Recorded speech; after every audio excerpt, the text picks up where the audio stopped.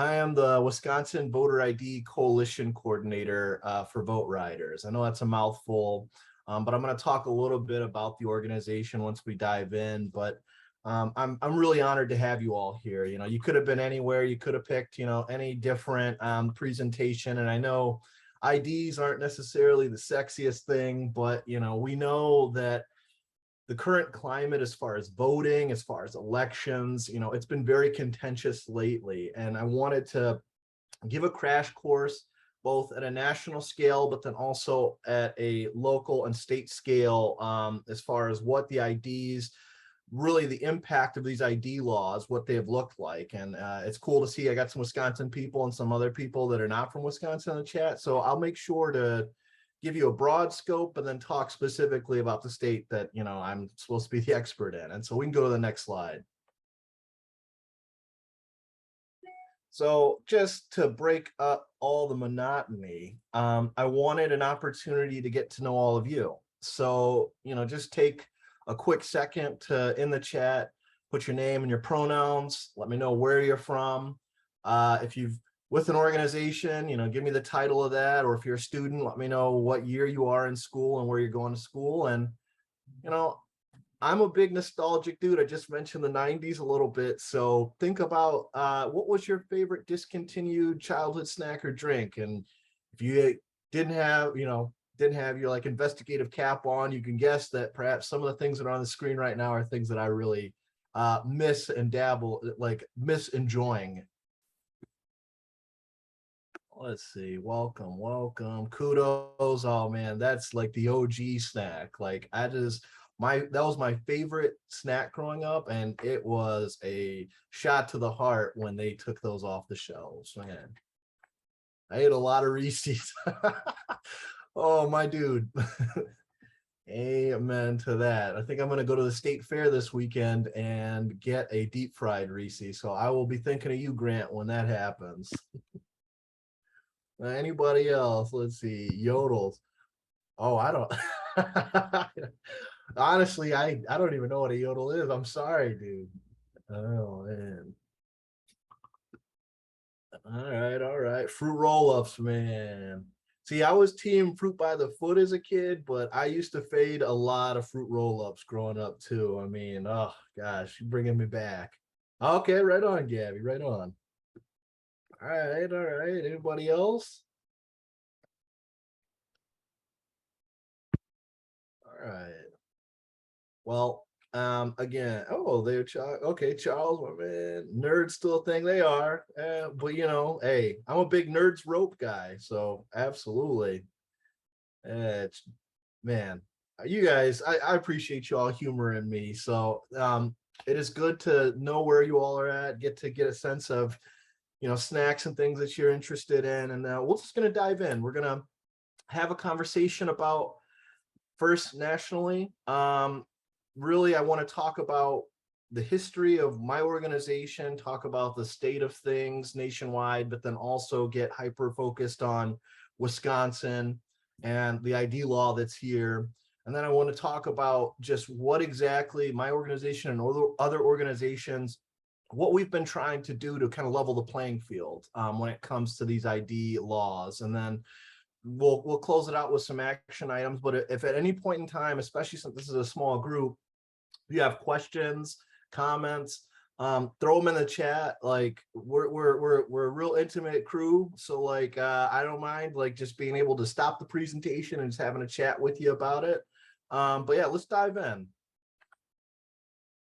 So my organization was created literally 10 years ago this year, and we're a nonprofit, nonpartisan organization, really, I mean, created because of photo ID laws that were coming up across the country. And Wisconsin was one of those early photo ID law states. We really saw it heavily implemented in that 2016 presidential election, where we got numbers back finding out that there were thousands of people disenfranchised because of, this new law that really was so, to many people at the time, was very ambiguous. Like we weren't used to, oh man, if you're going to use your ID it has to exclusively be a Wisconsin ID, and then like there's certain parameters to it. It's got to be valid. It can't be, you know, expired up until a certain date and point in time. So really, I mean, the mission from day one for VoteRiders has always been,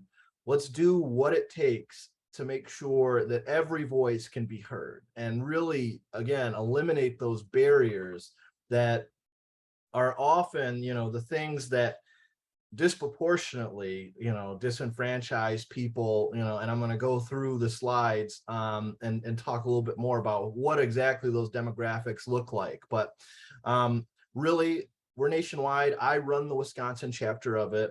The beautiful thing about my work is the fact that we could not exist without extraordinary partners on the ground with us. And in Wisconsin, I know the number is like 130. Nationwide, we're looking at 1,000+ partner organizations, and we've had the opportunity over the years to recruit, and we're 8,000+ strong as far as volunteers, really trying to educate people about what are the IDs that you need to go vote, what are the ways to acquire said IDs, and really trying to get people as empowered and as comfortable and confident about the voting process as possible. And so let's go to the next slide. I'm going to talk a bit about just the nation itself. So in 2022, as it sits right now, you see Wisconsin. Wisconsin is one of those dark green states, meaning it's a strict voter ID state, meaning, you know, if you're going to come to the polls or register, you want to vote, if you're going to use that ID, it's got to be Wisconsin one. I don't care if you're from Illinois, you got an Illinois ID, but you're going to school in Wisconsin, you can't use that Illinois ID or driver's license. We'll talk a bit more about the other types of IDs you can use here specifically, but something that I just want to be a big takeaway is the fact that currently, I mean, the number fluctuates, but I mean, it's around 25 million voting age American citizens that don't have that valid current government issued photo ID. And that's problematic. I mean, especially in a state like Wisconsin, where it's razor thin margins. Elections are decided by hundreds and sometimes maybe 1,000 votes. So like, we want our electorate to be truly everyone, especially when decisions at the highest levels are being made on our behalf. You know, we want people to be able to have stake and skin in the game when it comes to this stuff. So let's go to the next slide. So a year ago, we were looking at 90+ bills to restrict voting in 30+ states. And I know that my presentation is specific about Wisconsin, but I'm trying to give you all the latest attractions and coming attractions to some of the states that you might inhabit if it hasn't happened already. Literally by June of this year, we're looking at nearly 24 states that have enacted newer and stricter voter ID laws. And I gotta say, like, you know, it's made voting in Wisconsin harder for a lot of different people. And my hope is that we get enough people informed about what's going on so that we can take action. And if these things really do get swept through and we have to deal and navigate with these new ID laws, that we as a collective are really know where the resources are and helping as many people as we can so that people don't feel like their voice matter. I mean, like we want people to make sure that their voice does matter and they don't feel like it doesn't. So let's go to the next slide. So yeah, to get real specific about some of the states that are really facing these ID laws back in 2021, I mean, literally Florida, Georgia, Texas. I mean, we're talking about states that I feel like you read the news like every single day. And even states that you don't read. Like, I don't want to just highlight, you know, the places that get the most publicity. Like, these ID laws really do have a huge dent on people. And in 2022, I mean, look at that long list of states. I mean, even in Wisconsin, we have more things trying to restrict you know, those who can go vote. And so it's definitely something worth paying attention to. And we're going to talk a little bit more about, again, what are some action items you can do to try and combat these very changes that are happening. Let's go to the next slide. So, you know, I've been alluding to the fact, you know, who is the most impacted people by voter ID laws. And, you know, what's interesting is let's think about it. I mean, for me, off the top of my head, I'm a black man, and I'm also a Hispanic man, and you know, the communities that I work in, both black and Hispanic, those are two of the ones that, you know, are definitely disproportionately impacted by voter ID laws. And I've seen it. I mean, a lot of the clinics that I run here in the state, I mean, there's so much need, and people don't necessarily, you know, have the resources to really know what's really going on with these particular ID laws. And then, you know, these changes end up happening, and then, you know, everyone's like, well, you know, it's not real, the juice isn't really worth the squeeze. I mean, we have women that are also disproportionately impacted. We have young voters, that like college kids that, like I mentioned, that the kid from Illinois that is going to school in Wisconsin, but doesn't have the right ID, voters with disabilities. We're talking about voters that are 65 plus, transgender voters. I mean, I've been working with people to try and get, you know, gender changes on their ID, you know, and there's so many just loops and so many hurdles these individuals have to face when just trying to do something as simple as that. They've worked so hard for it. And now, you know, they make it hard, that like you go to your polling place and they see the gender's different, and they're like, okay, well, I don't think this is you. And like, people have humanity. I mean, we need to really be thinking about like all of the individuals that really do get, you know, essentially the shaft when it comes to, you know, these ID laws. I said transgender, indigenous voters, AAPI voters. You know, the work doesn't just stop. And that's why, you know, it's good to know, like, when I say 25 million, that 25 million is a very diverse 25 million individuals that are out there that lack that valid issue ID, that really do need assistance. So let's go to the next slide. So as far as just the origins of VoteRiders in Wisconsin, so I talked about 2016, but really the Wisconsin voter ID law was enacted in 2011. You know, it was passed, it was signed into law by Scott Walker back then. And then it took effect in February of 2012, but there was some lawsuits that ended up coming up. So it was put on hold, and we really didn't get to see it until that 2016 presidential election. And, you know, I was literally a voter protection fellow during that election. And my goal was to try and educate as many people as we can about, you know, the laws. But unfortunately, you know, there was so much confusion, people just stayed home. And for anybody that's in this voting space, I know that like when you're working your tail off and you're really trying to do your part to save democracy and really get people, you know, fired up to go vote, and to find out people just said, you know what, it's not worth it. Like, you know, I remember just that night being heartbroken. And I remember that I wanted to come back to this space and do whatever I could to try and help. So really, I mean, we've been trying to do everything we can to stay on top of literally the process when it comes to the voter ID law here. And, you know, we have a IDPP process, which is our way of getting a free ID. And I'm going to talk about that in a little bit, but yeah, and I've talked about our partner organization, so we can just keep moving. So I wrote out this long list of just all the IDs because I think it is important for those that are in Wisconsin, and you already know all this stuff. I'm sorry to really hammer this in, but you know, if you're gonna vote, you have to use Wisconsin driver's license.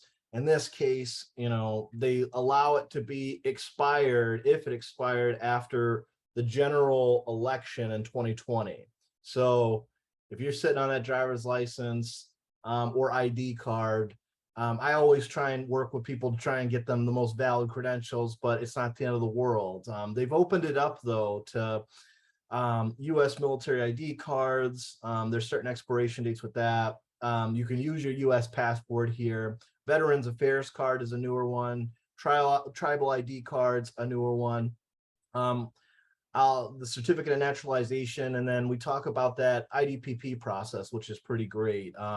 So if you've never had an ID here in Wisconsin, you can, in essence, go to a DMV, get to the front of the line, let them know that you're going through the IDPP process, which is petition process to get a free photo ID so that you can vote, but it becomes a regular ID. and there's a certain layer of things that we'll discuss in a little bit. For I saw UW Parkside in the chat. So if you got students there, you're a student yourself, like, the cool thing is, I mean, they made it kind of hard. Like, if your student ID here in Wisconsin has your name, has your signature, has your date that it was issued, an expiration date, and then you can, if you have all that stuff, and it didn't expire 2 years after it was issued, then you can use that as an acceptable photo ID. Let's go to the next one. So yeah, IDPP, very exciting. To fit in that process here, you got to be a U.S. citizen, at least 18 years of age by the next election. And then, you know, I literally, I'm going to talk about a specific voter that I helped at the end of this, because we went through this process together on election day on Tuesday. But really, I mean, the DMV here, which is the Department of Motor Vehicles, if you're able to assemble some semblance of these documents, it can be enough for them to prove that you are who you are and issue that ID. But they look for things like if you have a birth certificate, Social Security card, Medicaid or Medicare card, government mail, and etc. So they are working and trying to make it easier for people. But again, I mean, there's definitely layers to it here in Wisconsin. Let's go to the next slide. Yeah, I mean, and in Wisconsin for voting by mail, usually, like, because we have that photo ID law in place, if you're gonna do it by mail, you have to show them a copy of it that first time, and then after that you're okay. So yeah, I mean, we have a centralized hub called My Vote Wisconsin, but yeah, I mean, for people that don't have phone, like a phone to take pictures on, or a printer or a scanner, I mean, this is something that I've seen people literally come to us for, because, you know, I don't have the capability to scan this stuff at home. So again, another way that photo ID laws have kind of been a burden and a pain in my side, I can tell you that much. Let's go to the next one. So just to highlight, I mean, I'm not going to spend too much time harping over just like the tools and services and whatnot, but like our response to these photo ID laws, I mean, these are all things that, like, we believe are effective ways to try and combat the very laws that have made voting a little bit harder in all of these states. So let's go to the next slide. So voter ID education. I mean, I've been talking about really trying to inform people so that they feel comfortable and know exactly what, you know, is the process when it comes to voting. So what exactly does that look like? So something that I've been really working hard on with just trying to get information out there quickly and as efficiently as possible are through voter ID state info cards. So like, if you were to go on the VoteRiders website right now, you could literally find out what are the ID requirements to vote in every single state, and even in some of the US territories. So the big thing is, and you'll get to see a copy of it on the next slide, but really, like, if you go on the website, you can just get a quick, like, hey, what exactly do I need in the first place? And it goes through all the alternatives that, like, I just highlighted on the previous slide.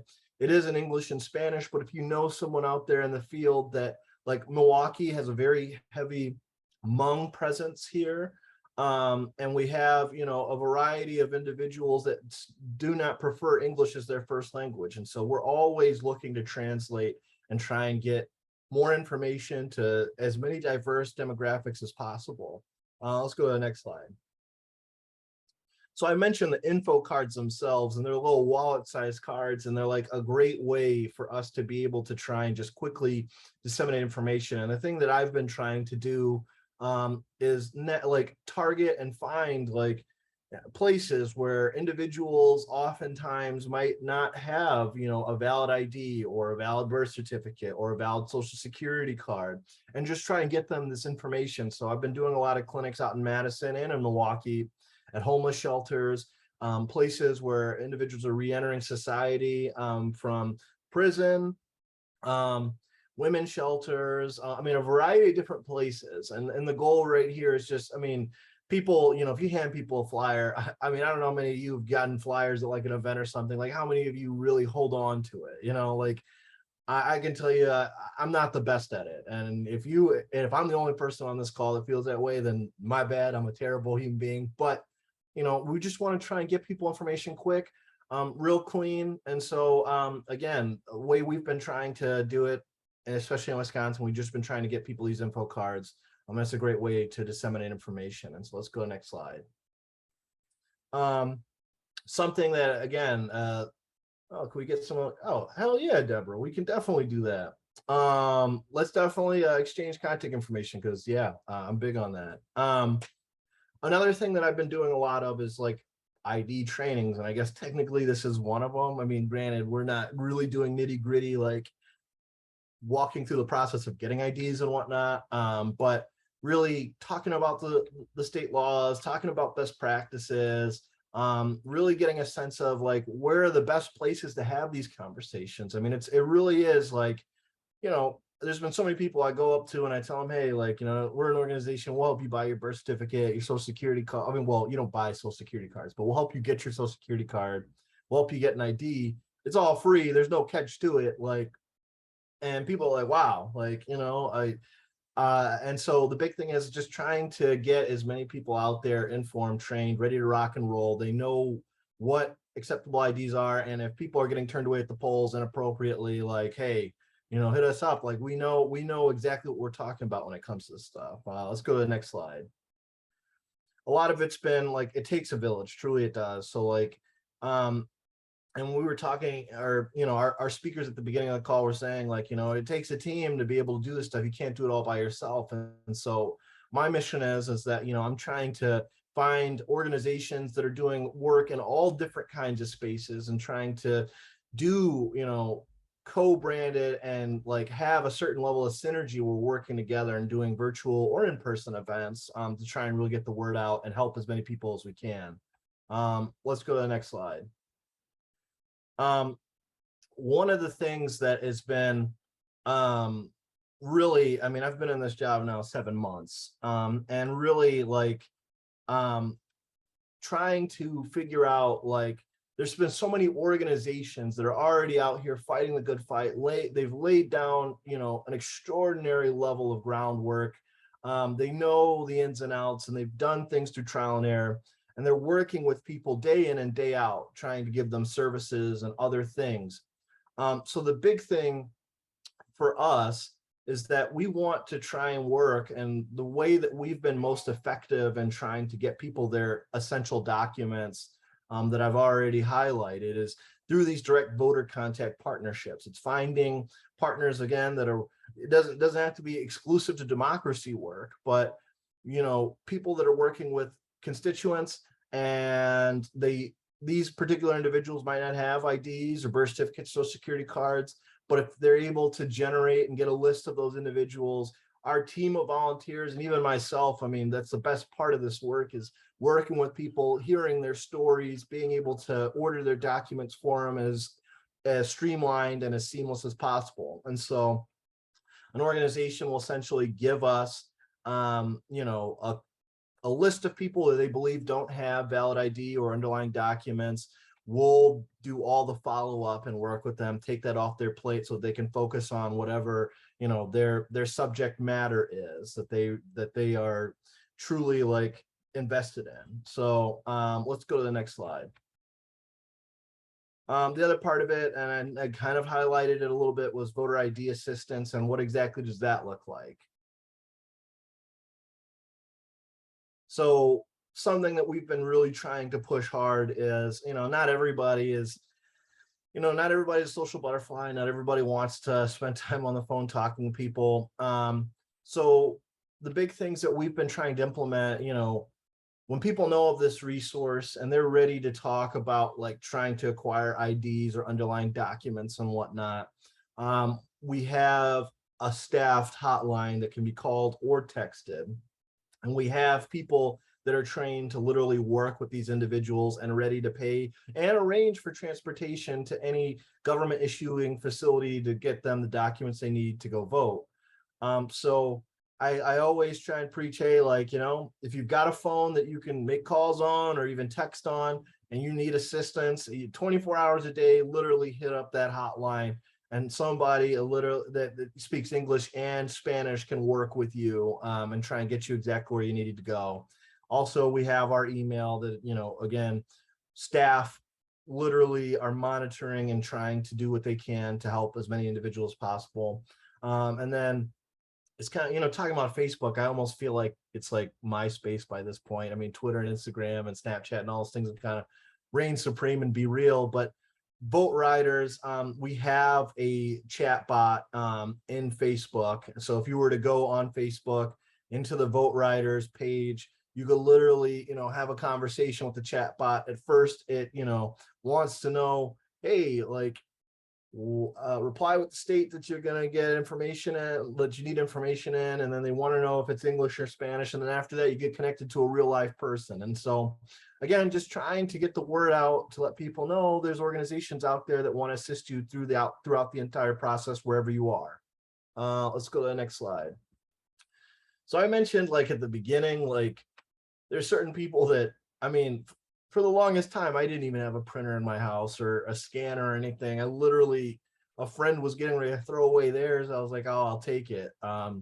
So for individuals that might not have that camera phone where they can do a scan or a printer or scanner at home, like, if you're able to contact our organization, we do photocopy IDs for individuals, especially if you're trying to do that absentee ballot for the first time. And so my organization, you know, we're big on trying to make things easier for people. We'll mail a copy of the ID and absentee ballot application. We'll also take care of a stamped envelope for that individual and make sure to take care of it through, you know, our encrypted e-address system. And we have pro bono lawyers that handle it all. And so again, ways to just make voting easier, not harder. Let's go to the next slide. So, I mean, in an exhaustive fashion, I mean, IDs do cost money. Sometimes, you know, it could be as much as $40 to get a new ID. I've been getting duplicates and replicas. I mean, duplicates for individuals that have cost around $14. And I got to tell you, some of the birth certificates that I've seen, like, if you live in Dane County and we're going through Vital Check to get you a birth certificate, it's like $72. Like, I don't know about you, but I'm not like eager to throw $72 at a piece of paper is going to sit in a lockbox. Like, you know, and it's an important thing to have. So, like, really, you know, we don't want things to seem or appear as poll taxes where, you know, if you don't have the means to be able to go ahead and acquire this document, then you can't vote. Like, that's just absurd to me. And that's why, you know, I want to make it very clear that, yeah, oh, you're absolutely right, dude. I mean, my goodness, I like almost fell out of my chair when I was doing my first voter ID clinic in Madison, and I saw how much it cost to get a birth certificate. I was like, are you kidding? And there's certain places that make it real easy, like it's $15. I mean, that's okay. But even then, it's like that birth certificate's yours. It shouldn't be the government's. Anyways, let me get off my soapbox.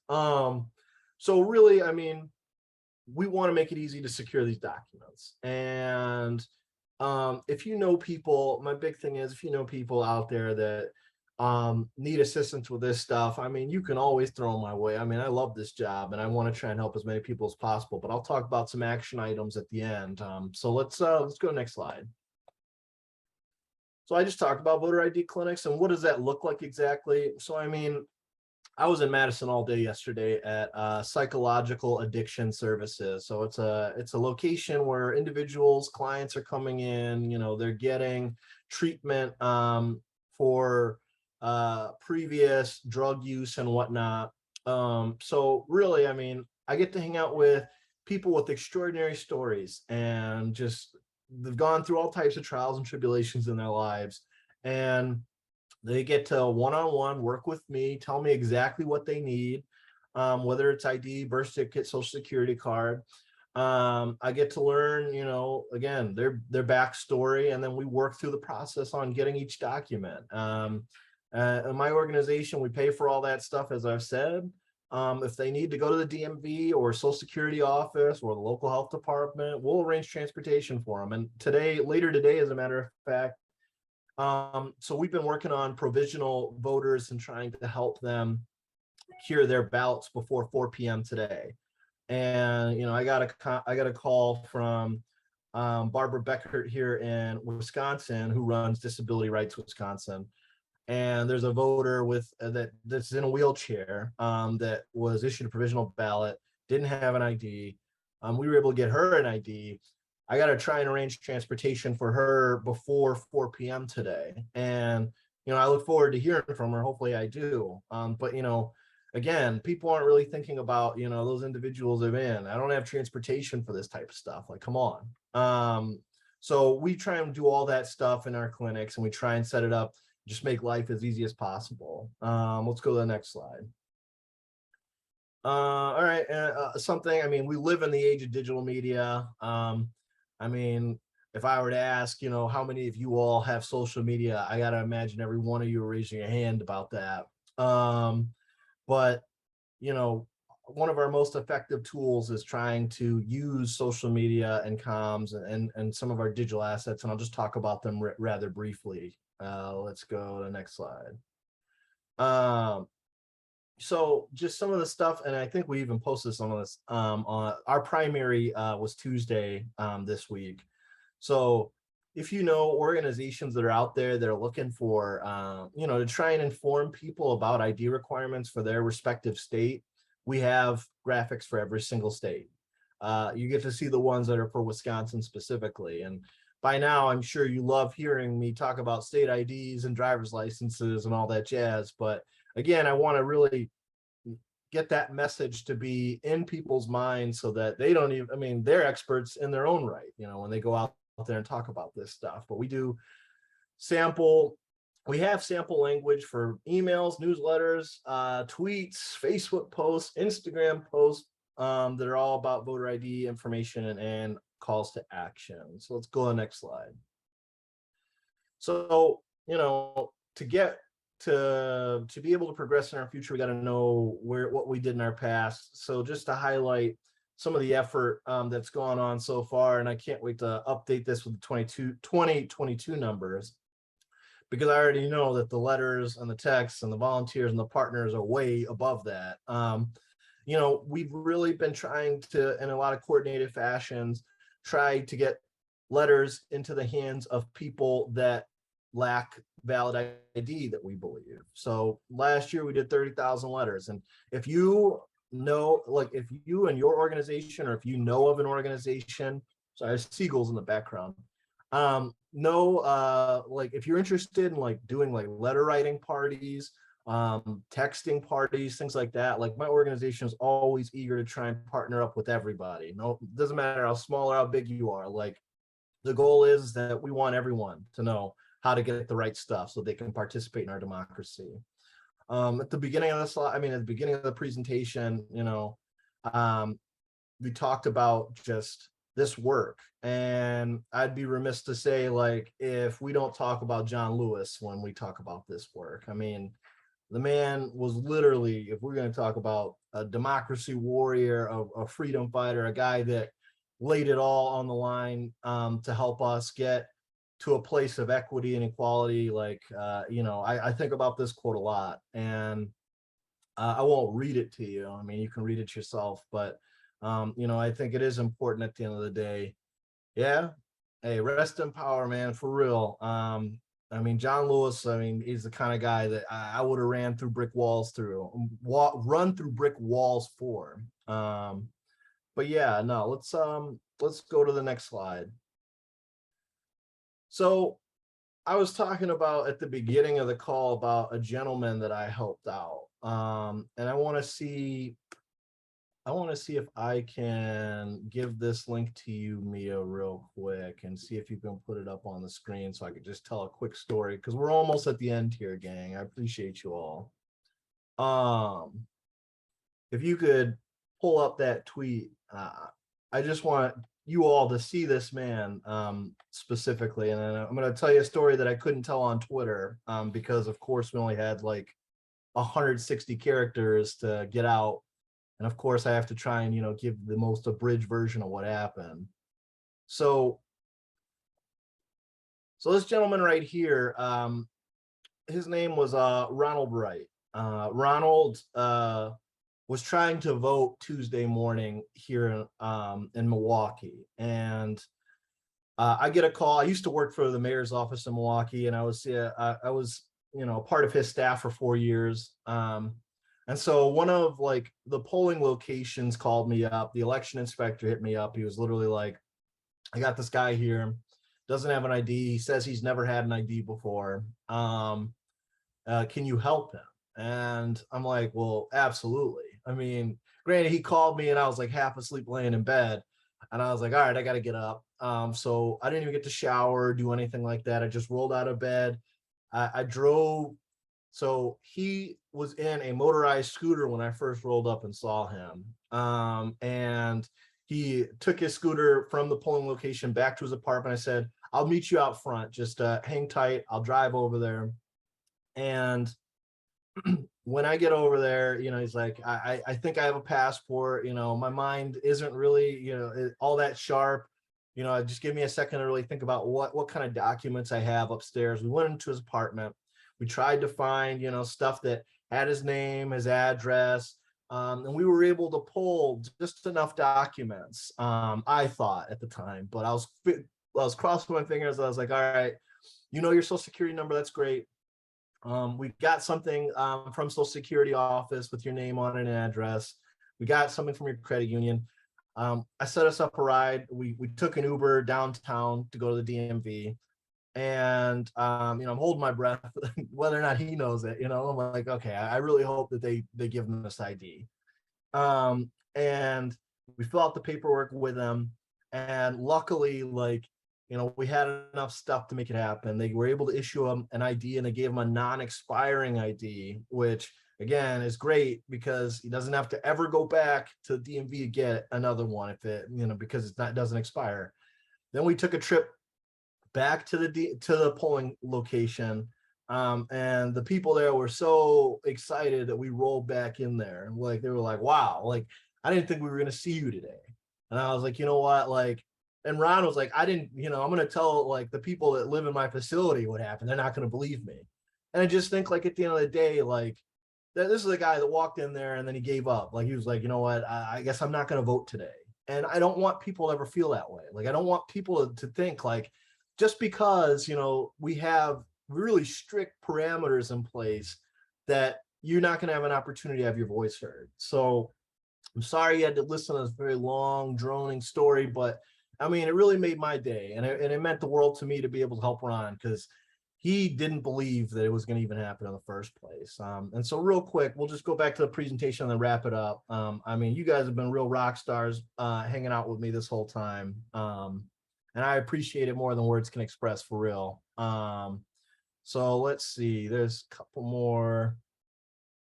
Hey, I appreciate you, Gabby, for real. Sorry, I was trying to figure out how to. It's okay. Even if we don't get the presentation, don't worry. I was a rapper in college, man. We could freestyle this whole thing. Oh, hold on. Resume share. I have no idea what's going on. I'm so sorry. Oh, you're good, dude. Yeah, let me see if I can take over real quick. Maybe I'm taking over now. Thank you, Nick. My apologies. I'm the captain now. Okay. So let me, man, my face is in the way. Slideshow. All right. So really, gang, I mean, if I always think about like if a tree falls in the wood, if a tree falls in the woods and no one's around it to make a sound, like, and in this work, like, it's so important that like we get the information out there. So no matter what, like, if you see someone out there that needs ID help, definitely bounce on my way. But if there's opportunities for us to partner and do really cool things, like, I am always like, my my background's in philosophy, so I'm a big believer in, making all types of things come from fruition to reality. So, hey, if you take anything away from what we've done, like the big thing is always trying to amplify the message, and it's a two-way street. Like if I'm asking you to do it, then you can of course ask the same thing of me. And I always want to make sure that we are doing everything we can to make the best society and the best communities possible. So you get to see Nick in a cheesehead hat for his first voter ID clinic. So what can you do to be a part of, the warriors that are trying to combat voter IDs? The big thing that I try and tell people is like, look, like, check that ID, dude. Like, that's something that I never really look at unless I'm going to the liquor store or, going to vote. So like, check your ID, have your friends and family check their IDs, make sure their stuff is valid. Because if it's not, my God, like, we don't want people to ever feel dissuaded from going to vote. So check that ID, check it constantly. And if you find yourself in a pinch and you don't have an ID, or you lose it, like, hell, I've lost IDs before. Don't pay for it. Well, my organization will pay for it for you. Like, but if you know people that really they need all their documents, my work is not tied to any election. I'm working 365 to try and help people just get their underlying documents and IDs. So if you know someone out in the field that needs help, connect them with me, connect them with VoteRiders. We'll make it happen. God, I mean, I hate to be like a broken record. Everybody's like, make a plan to vote, make a plan to vote. But really, like, it does take energy, I mean, for me, it's super easy. I live downtown with the seagulls, and I could just walk to City Hall and just go do it in a 5-minute time frame. But for people in rural areas and people where things are really spread out, like, if you're not really motivated and you don't really have a plan in place, you're probably not going to go. So check your documents, make sure you got the right stuff. When in doubt, call the municipal clerk. They literally stay ready and they want to help as many people as possible. You guys have been extraordinary, and I want to thank you. Like I